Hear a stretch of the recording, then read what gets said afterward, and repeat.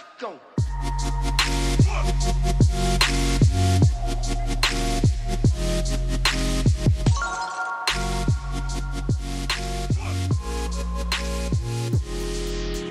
What is up, Inside Out? How are we doing today?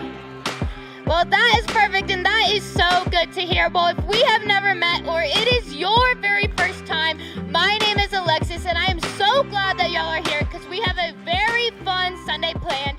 In just a second, we have a really fun game with a really yummy prize, and then following that, I have two major and big announcements, and then right after that, one of my favorite people, Delaney Vinoy, will be up to finish part 2 of our series on the horizon. So, like I said, we are going to get ready for that game. So for that game, I'm going to need one guy and one girl from every single grade to come up onto the stage.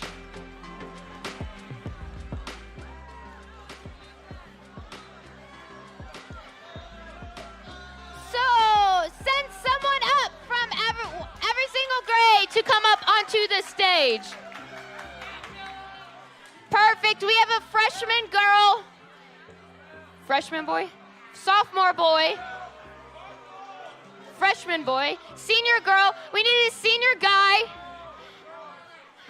Our freshman can come down here. I need a sophomore girl. A sophomore girl.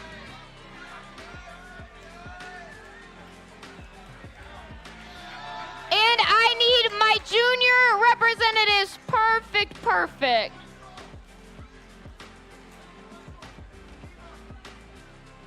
Are you a sophomore girl? Perfect. Can you come right here?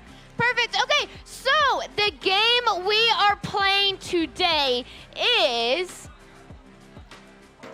we are playing charades. So how this is going to work is your grade partner is going to be your partner. So the freshmen are going to be partners. The sophomores are going to be partners, juniors and seniors. And how this is going to work is there is going to be an object or an animal or a thing pop up onto the screen, and one of y'all have to describe it to your partner, okay? And the other partner has to guess what the word is saying, okay? You are trying to get as many correct as you can in 30 seconds, okay? Here is the twist. If your small group is up here, you can run up to the stage. Don't get on the stage, but you can run up to the stage and help them so they can get as many points as they can. Because you are playing for 3 Pazookies for your entire small group, okay? Okay, now, cheer if your small group is up here. Okay, perfect, perfect. So, like I said, you are playing for Pazookies for your small group. So, can I get another microphone?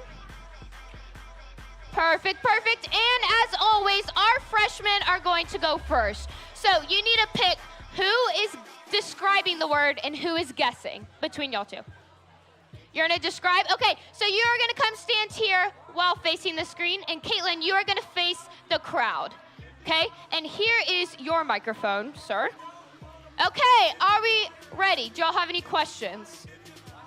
Okay, can we get the first round going? In 3, 2, 1, go. A dog? That's correct one. Oh, you keep describing.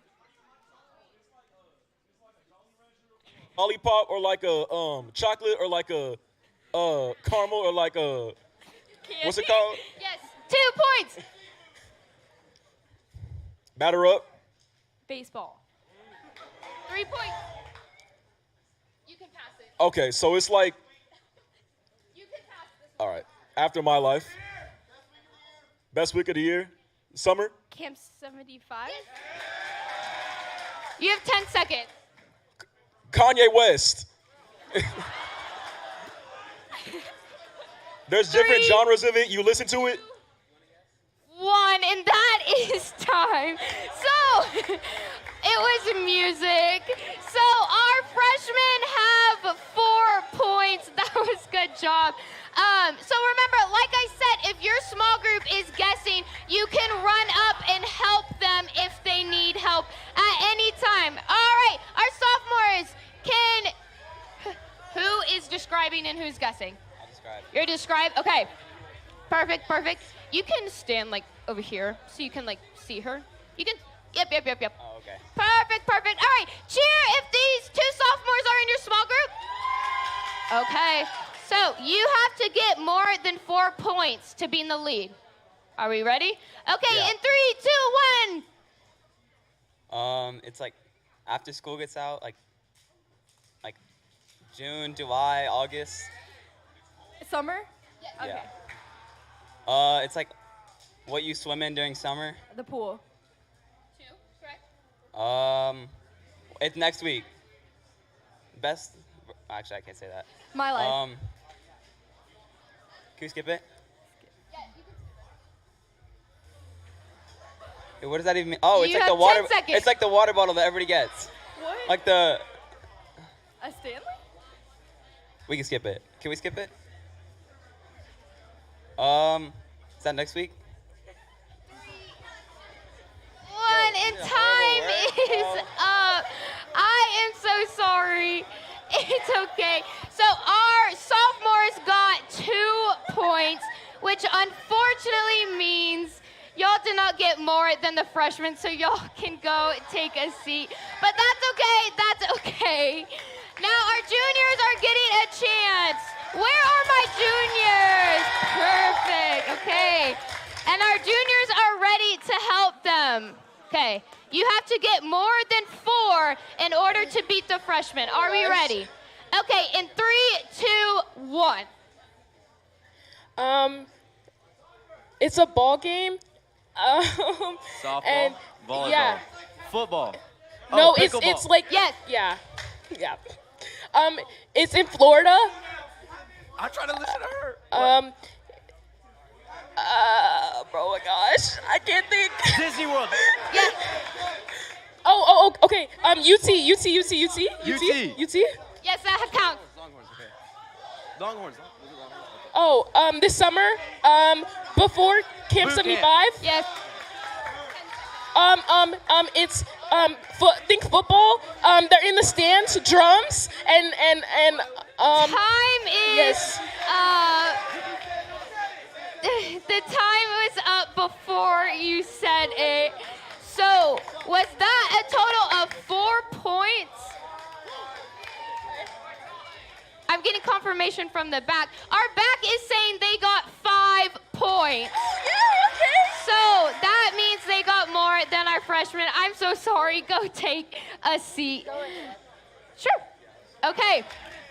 Now we have our seniors up. Now you have to get more than 5 points in order to take Kazuki's home for both of your small groups. How are we feeling, Mason? Good, let's go, senior! Okay, Mason is ready to go. Can we get that first slide up on the screen? Oh, what we win? What do you win? What's it Bazookies. called? What's it called? Win, W. Bro! It starts with a P. Get prize, reward. Yes, go. Oh, what do you submit your name in? And you write your small group, what we just did walking into Raffle. Inside Out. Yes. Oh, what is this? Senior guys, where do you talk? Bag, chairs, seats. No. What is it called? Small groups, Yes. Oh, what do you cover yourself at night? pajamas, No! clothes, blanket. Oh, what do you play on your phone when I'm bored? Games. No! TikTok, social media. Time is up. The time is unfortunately up, and y'all did not get more than 5. So that means our juniors are our winners. I am so sorry. Good job to everybody who played. Y'all's Pazookies will be delivered to y'all small group, so don't y'all worry. And let's give a round for everybody who played. Good job. Okay, now, like I said earlier, we have 2 big announcements, and it was kind of hinted throughout the slides, but does anyone know what next Sunday is? Yes, it is. It is Inside Out Live next week on April 6th. And if you do not know what Inside Out Live is, it just means that the band is going to come here. They're going to play music for us. There's going to be worship music. We're going to have hot dogs and burgers. There's going to be a big raffle. So make sure you go out to the table and enter your name because there's a big, big prize. It's going to be so much fun, and you are not going to want to miss it. But something big is also happening on April 6th, and that is Camp 75 registration is opening next weekend. Yes, now make some noise if you've been to Camp 75. Perfect, yes. I have been to camp and I have loved it, but if you have no idea what Camp 75 is, it is just the 2 best weeks in the summer. 1 week we are going to go away at a camp and we're going to have fun with our small groups. You can go down a zip line. There will be theme nights. You're going to hang out with your small group and it's going to be a blast. And then in a week in July is Camp 75 where we get an opportunity to go and serve our community. It will be so much fun, more theme nights and all the things, and you are not going to want to miss it. So make some noise one more time for Camp 75. Perfect. Yes, make sure Inside Out Live. It's going to be so much fun. Be there. I will be there, and I want to see you too. Now, like I said, one of my favorite people are speaking tonight, so just take a look at this video.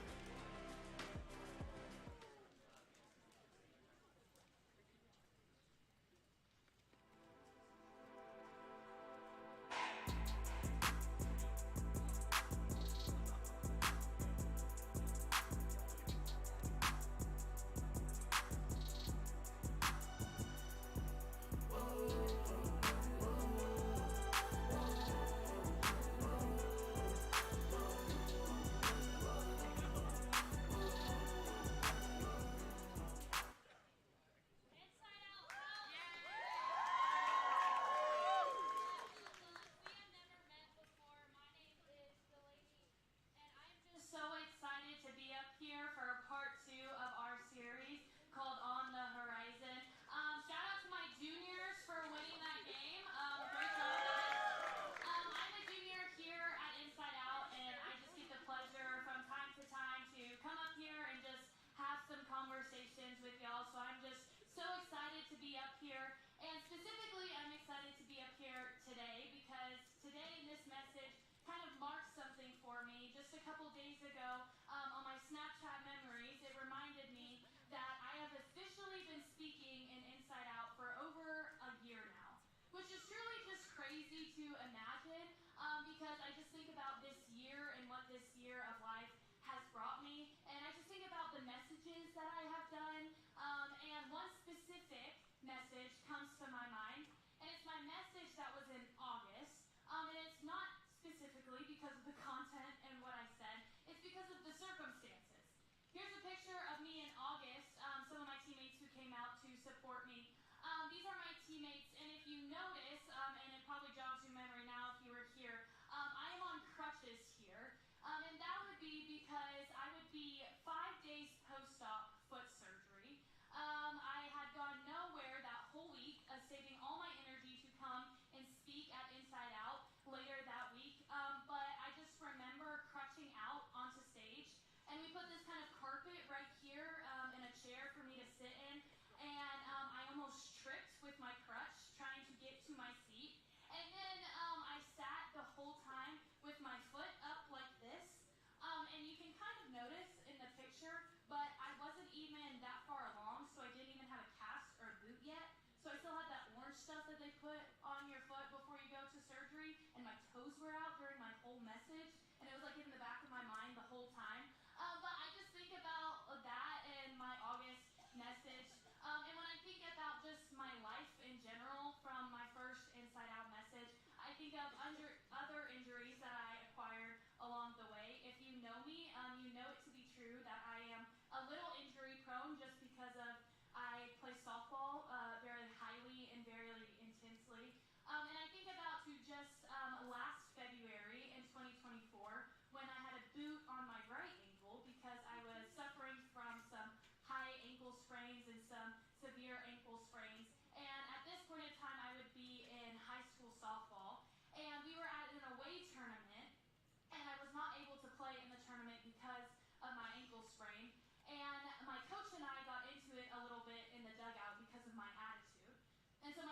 approached me after this game in February, and she talked to me and told me I needed to have a better attitude, and I needed to be more positive because at the end of the day, it's just an ankle sprain, and that I'll be back on the field before I know it, and it's just a couple days of rest and a couple of weeks off.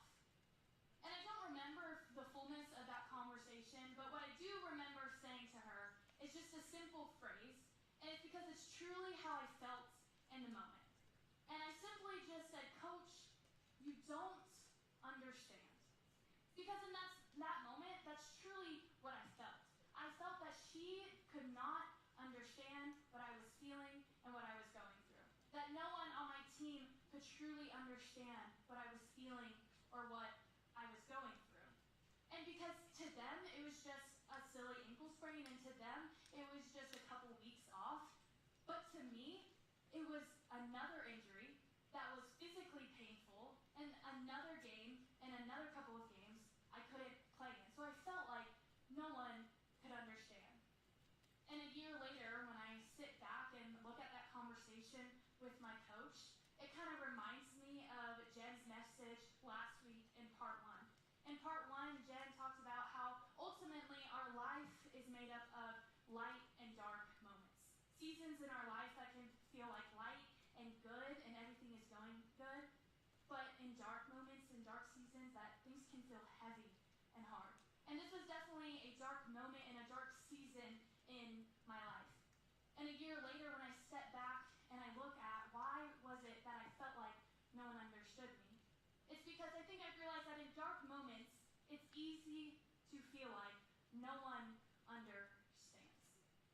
In this specific dark moment in my life, it was easy to feel like that no one knew or felt what I was going through and that I was all alone.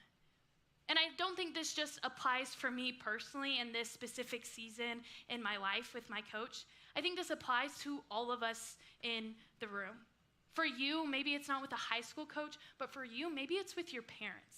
You know, you feel like your parents don't understand you and doesn't understand what it is like to be a teenager in this day and age, to be a teenager with social media and teens, and doesn't understand what it's like to be in high school right now. Or for you, maybe it's not your parents, but for you, maybe it's your friends.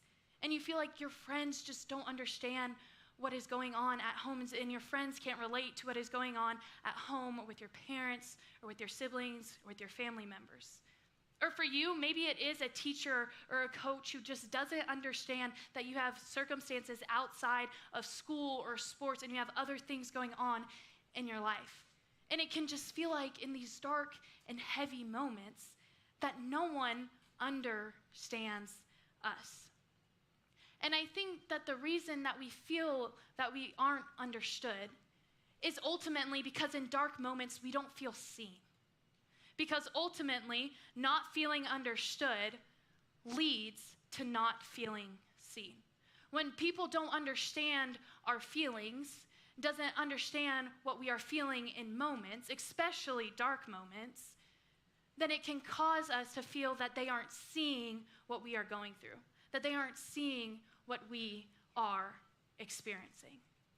And I think this doesn't just apply to our face-to-face relationships with people we might come in touch with at school or work or with our family members, but I think this can also apply to our relationship with God and with our faith. And I think that in this midst of not feeling understood and leading to not feeling seen, it can lead us to some questions. Some questions like, does God understand me? Like, I don't know for you, maybe you felt this before of, does God understand me? Does he understand what I am feeling in this moment?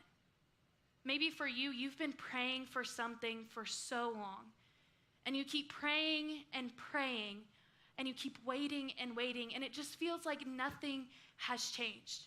And you wonder, does God understand what I am saying? Because from an outside perspective looking in, it doesn't look like it, and it doesn't feel like it. And maybe because you feel like that God doesn't understand what you are feeling, maybe you ask the question of, does God see me? Like, does God truly see what I'm experiencing and what I'm going through? Because if he did, I don't think my life would look like this. Does God see me? Because I hear all the time that God, he sent Jesus to die for the whole world. And maybe you feel overlooked by God because he has the whole world to deal with, and maybe he just put you on the back burner. Maybe for you, it's not, does God understand me, or does God see me? Maybe for you, it's vice versa. Maybe for you, it's, do I understand God? Because everyone in my life is telling me he isn't just some guy in the sky. And everyone in my life is telling me he isn't just a genie in the Bible, and a genie in a bottle. But that's what it feels like. So do I understand God fully? And in the midst of all of these questions, and in the midst of all of this, it can get really confusing. And it can ultimately lead us to wonder, can I have a personal relationship with God? Because I would argue that I don't think we can have a personal relationship if someone doesn't understand us or if someone doesn't see us. So can I have a personal relationship with God? And that's kind of what I want to spend the rest of my time talking about. I want to talk about that, is there a world where not only do we understand God, not only do we understand God and who he is, but he understands us and he understands what we feel and what we experience. Is there a world that we know each other so deeply and so intimately that we can have a personal relationship with him, that we can have a relationship just like with the people in this room, just like with the people in our small groups, the people in our families, and the people in our day-to-day lives? So that's kind of what I want to talk about for the rest of my time today. Today we're going to be looking in the book of Hebrews. And what's important about the book of Hebrews is this would be about 60 to 70 years after Jesus' life, death, and resurrection. And in Hebrews, in this specific piece of scripture we're going to be looking at, the author is accounting for Jesus' life. And so he is saying that it was after this time that Jesus had come and experienced life here on earth, that he had performed miracles and he had had face-to-face conversations with people. And this is what the author of Hebrews says in Hebrews 2:17. He says this. He said, "For this reason he had to be made like them, fully human in every way, in order that he might become a merciful and faithful high priest in service to God, and that he might make atonement for the sins of the people." So really what Hebrews is saying is that he had to become fully human in every way. So God sent Jesus down onto earth, and that Jesus would have human flesh. So Jesus would have red blood in his body, like you and I, and he would have bones in his body, just like you and I. And not only did he have the physical attributes, the hair, eyes, everything like we do, but he would have feelings and he would have emotions just like we do today. And because he had those feelings and because he had those emotions, he experienced things that we do on a day-to-day basis. He experienced all the good that we could experience and all of the bad that we could experience. And I know this can be kind of hard to imagine. And so when I take a step back and look of the good and the bad that we can experience in our day-to-day life, and the experience that we can have in high school specifically, I think of some of the bad things. Some things like mourning and death and sorrow. Things like crying and sadness. And so I want to ask you, when was the last time that you were sad, and not only sad, that you might have even sobbed, and that you cried really hard, maybe even ugly cried? And what Hebrews is saying here is not only have you experienced it, but Jesus himself has experienced it. We see it in John 11 when it says this. In John 11, it says, "When Jesus saw her weeping and the Jews who had come along with her also weeping, he was deeply moved in spirit and troubled. 'Where have you laid him?' he asked." The important context for this is Jesus' friend Lazarus had just died, and Mary and Martha were weeping, and this is when it says he saw her weeping. And he asked, "Come and see," they replied. And then it says, Jesus wept.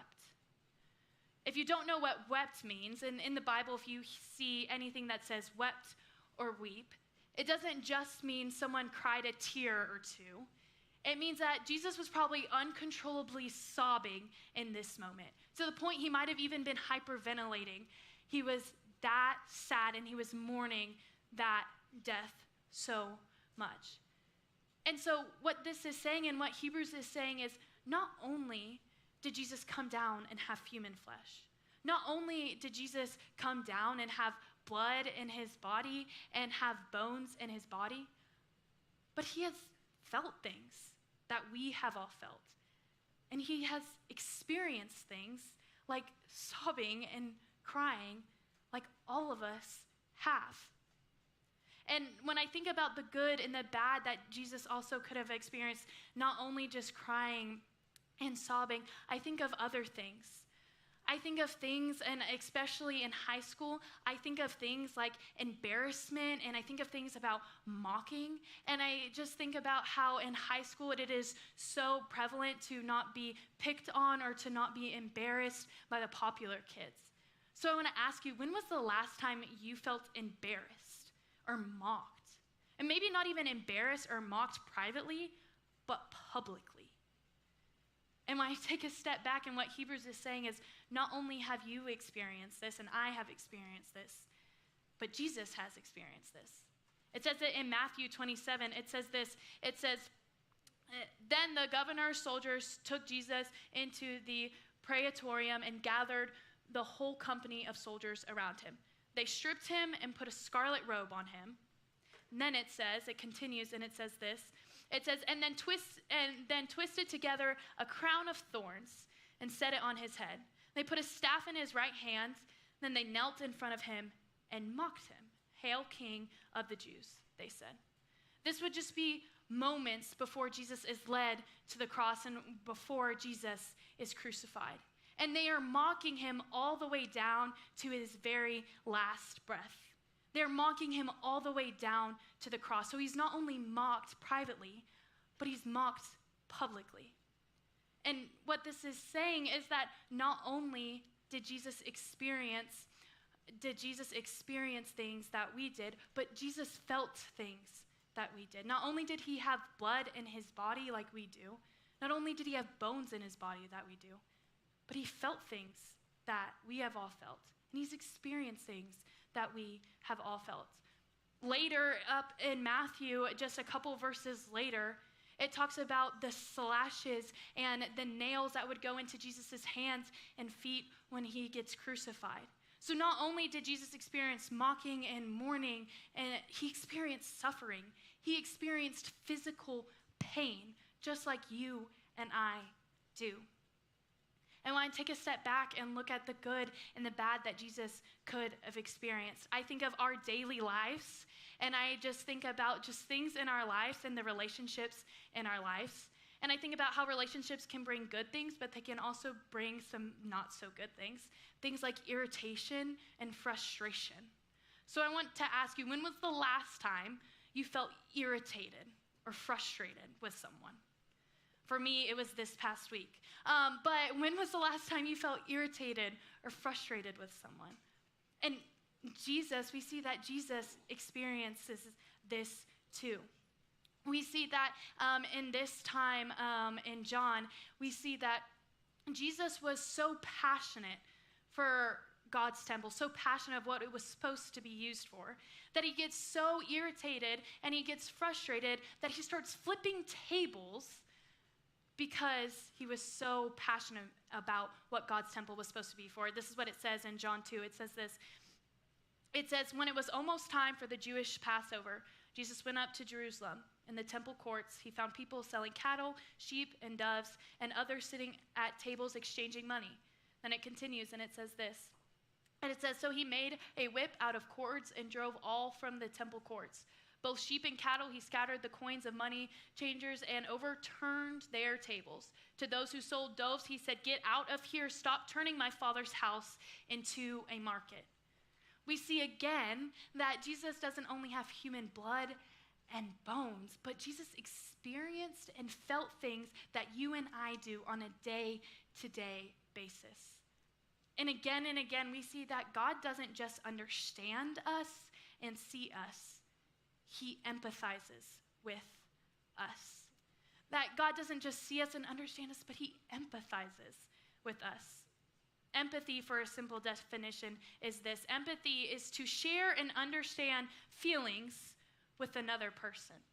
Empathy is to share and understand feelings with someone that you see face to face. And because God sent Jesus down to have human flesh, he can empathize with us. And because of what Jesus did, he can empathize with us. Because at one point in time, he did have human emotions and human flesh.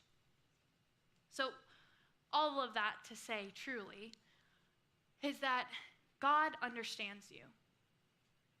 God understands your feelings. God understands your emotions. Not only does God understand you and understands your emotions and your feelings, God sees you. God sees what's going on in your life right now. God sees what you are experiencing and what you are going through. And because God sees you, he meets you where you are at. And he doesn't leave you there. Instead, God empathizes with you. God shares emotions with you.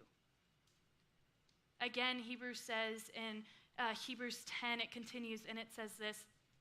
It says, day after day, every priest stands and performs his religious duties. Again and again, he offers the same sacrifices which can never take away sins. But when this priest had offered for all time one sacrifice for sins, he sat down at the right hand of God. Hebrews keeps pointing to God as this priest because God would be the ultimate high priest at this time. People during this time would be used to a priest. And what Hebrews is saying is that God is the highest priest possible. So he's almost like our superintendent of our schools. He is the highest one. And because of what he did on the cross, his sacrifice pays for that. It says that, but it also says that not only does God understand you and see you today and empathize with you today, but he does again and again, day after day. And God does that because Jesus wants to walk life with you every single day if you allow him to. Jesus wants to do life with you every single day if you allow him to. He wants to meet you where you are at if you allow him to. Because God does want a personal relationship with us. And because of what Jesus did, it's personal. Because with Jesus, it's personal. With what Jesus did by coming down and having human flesh and having blood in his body and bones in his body and having the experiences and feelings we do, we can have a personal relationship with him because he can empathize with us. There's a couple things in my life that I have implicated to truly help me understand and realize that Jesus is personal and that we can have a personal relationship with God. And when I put these into my life, it truly started growing my relationship with God, and it truly started taking it to places it had never been before. So I just want to share those with you. It's called the 3 A's. It's a really just 3 practical steps that can really help you. So the first one is to approach. Approach God like he is a real person. Because at one point in time, Jesus was a real person. And just like any real person that you talk to on your day-to-day life, you want to talk to them continuously. And you have relationship with people because you talk to them face-to-face, day-to-day. And you want to learn about them and grow with them. So approach God and approach him like he's a real person and have relationship with him. The second thing is to assume. Assume that God knows what you are going through. In the beginning, I kind of talked about we kind of assume, does God understand what I'm going through? Does God see me? So what if we were to rewrite the script and we were to assume that God does know what we are going through and assume that God does empathize with us? The third thing I would say is to accept. I would say accept that we can't do life alone. except that when we do life alone, we're probably not living it to the fullest. And I think for me personally, this is probably the hardest one because I'm kind of an independent person. And for me to swallow my own pride and accept the fact that I can't do life alone is a little hard. But here at North Point, we say something, and it's following Jesus will make your life better and make you better at life.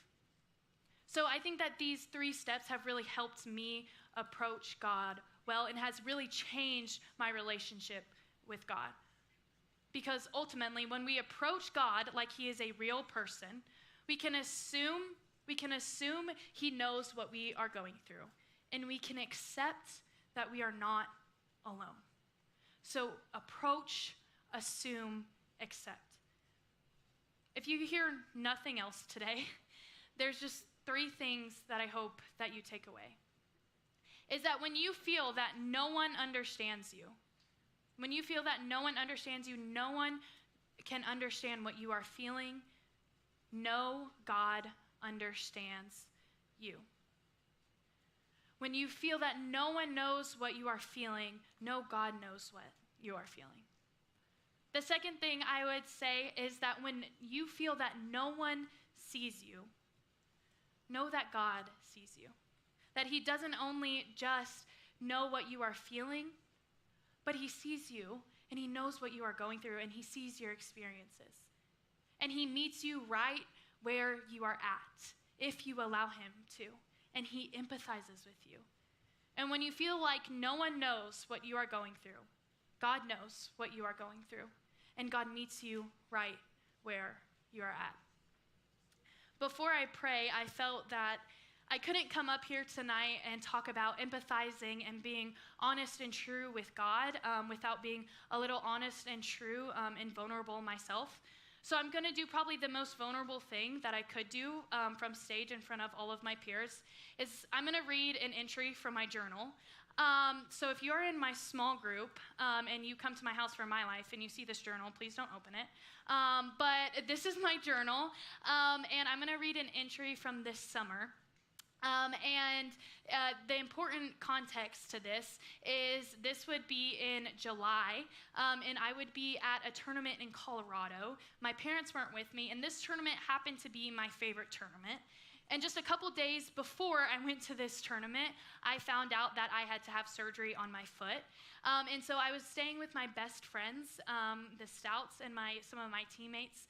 And I was really sad that I couldn't play in my tournament. So this is a journal entry from July 11th. And the important part also is I wrote this after I had my time with God. I had written and read my Bible. And then I had also message prepped because a couple days later I would speak at Camp 75 Extreme. And then, not so coincidentally, I was also message prepping for my message in August that I talked about in the beginning of this message. So I had a lot going on, and I was probably in that room for 3 to 4 hours just doing this. And this is what I wrote. So I said, I have to have surgery on my foot. It's slowly starting to hit me. I'm in Colorado right now, and that's been fun. The Stouts have been kind enough to let me stay with them in my own room even. And then it says, I'm okay. Just when I think about how long till I get on the field, it hurts a little. I just want to stay here in this moment because it's just time with God. Nothing is wrong here. It's just me spending time with the Father. But if I get up, I have to put on my boot, and I have to watch my best friends play in my favorite tournament. So I just kind of want to walk through the 3 A's with you here. So the 3 A's: approach, assume, and accept. And this is how I approached God and my relationship with God in that moment. I approached him like he was a real person, and me journaling is how I approached my relationship with him. And for you, maybe journaling is that. Or maybe for you, it's to sit down and annotate and read your Bible. Or maybe it's worship music and it's praying. Or maybe it's just talking to someone about your relationship with God. But that's how I approach him. So that's the first A, is to approach. The second A is to assume. And I think that I assume there that God knows what I'm going through when I say that nothing is wrong here, It's just me spending time with the Father. I assume that God knows what I'm going through and that he can empathize with me. Because I even talk about a little bit later in my entry that if I get up, I'm going to have to go watch my teammates play, and I'm going to have to get up and go spend my day with people who can't empathize with me and can't meet me where I am at. And then the third A is to accept. At the end of that journal entry, I say, okay, it's time to get up. And I end up getting up and putting on my boot and going and watching my teammates play. Because at the end of the day, we have to make a choice, and we have to choose to know that God knows what is going on next. And we have to accept that we don't know what is happening next, but God does. And God can meet us where we are at, and he can do life with us on a day-to-day basis. And I think it is easier to accept that we don't know what is happening tomorrow when we have God with us today. Thank you for your time. I would love to pray before we go to small groups. Dear Heavenly Father, Lord, I just thank you so much for the opportunity to have Inside Out. I just thank you for this group of people. I thank you for Jesus and the fact that he can sit and empathize with us, and I just thank you for his life, death, and resurrection. I thank you for the Bible just to learn more about you, and I pray that we can assume and approach you and accept things, and so we can grow our relationship with you, God. I pray for our weeks, and I pray for great small group conversations. In Jesus' name I pray, amen. I will see you next week at Inside Out Live.